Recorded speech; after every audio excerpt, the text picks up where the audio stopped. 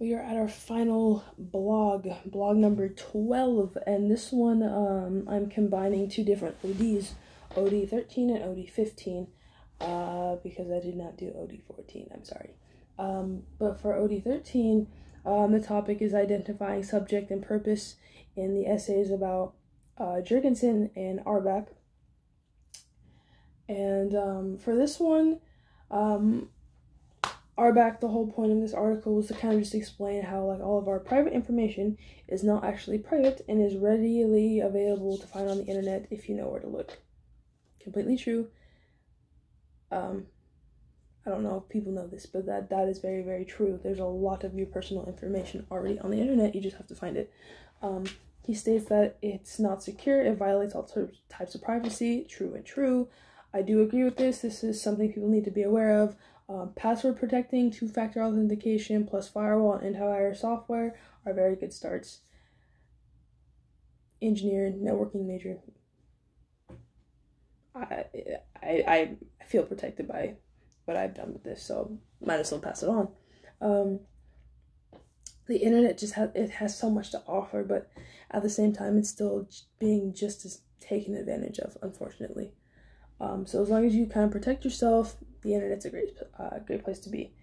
Jurgensen talked about how like the whole point and takeaway from this article was how Jurgensen says that we're losing our sense of reality when we give into media addiction. True. There was another vlog and OD about addiction, and we used the whole TV watching study to confirm that. I do think our generation is way too attached to technology, but in every generation there's something. I mean, it was crack in the 70s. People are addicted to that as well. We still have drug issues today, but it's like not the central issue that it was in older generations, 70s. People deliberately make things so that they're addicting now. Going back to another vlog with logos and slogans, they make them catchy and addicting, so you just go back to them. You know what it is you're getting from it. I mean, you know, like, why else? Why else will they have catchy logos and slogans? And then for OP 15, it was about identifying genre elements in the RPC essays. And the essays in question were about Levi and Coley's RPC essays.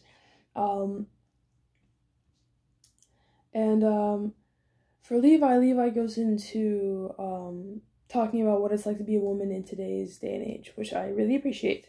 And what made this more powerful was how she was able to talk about specific experiences, as she is a feminist who was involved in kind of like the older wave of the feminist movement. You know, today the feminist movement is much bigger, much bolder, grown a lot as a whole.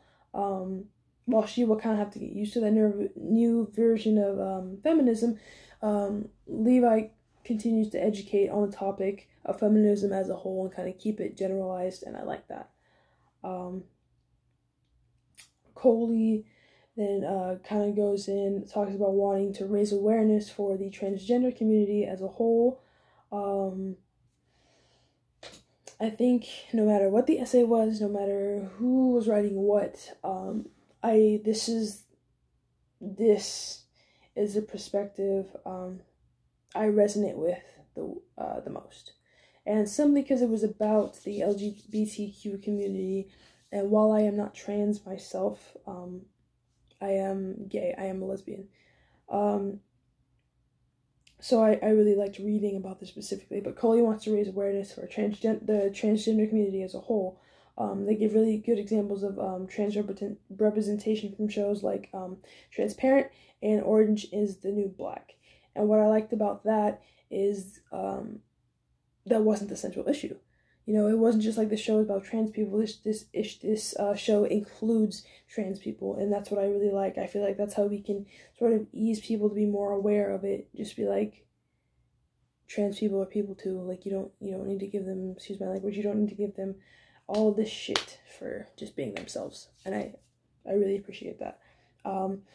Adding in shows like that was a really good addition, in order to give readers like a really good example from a show many people have seen or at least heard of, to tie into the transgender community. And as a member of the LGBTQ community, I just get excited when I see positive representation from anyone under the rainbow, and I'm really glad that it's being spoken out of. Trans people get a lot of hate, a lot of love, and it's kind of just an ongoing battle on every aspect of the LGBTQ side. Same thing with gay people, lesbian people, transgender people, people who identify as queer, non-binary, asexual, pansexual, the whole list. Everybody gets shit for some reason. But I'm happy to see that the transgender community is being represented by shows in a positive fashion, and I am very, very proud of that. So I loved Coley's take on that, and I loved this discussion. I loved people's responses to it as well, kind of just seeing how other people feel about the LGBT community,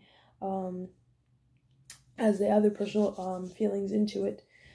But that wraps up all the vlogs for this semester. I had a very good semester with this, even though it was fast-paced. When you look back at it, when you look back at all your vlogs and your writings and your research and the readings, there's so much to learn from. We can go back and kind of just find things to tie into our own life, and I really appreciate that. I really appreciate all these stories, all these readings, the RPCs, just everything. So I thank you for a very fun semester, and I thank you for giving me a different assignment to do. I've never had to do vlogs for a class before. Don't know how he did. But I liked that there was kind of just that creative environment to do something new, and I really appreciate it. And again, thank you for a really good semester.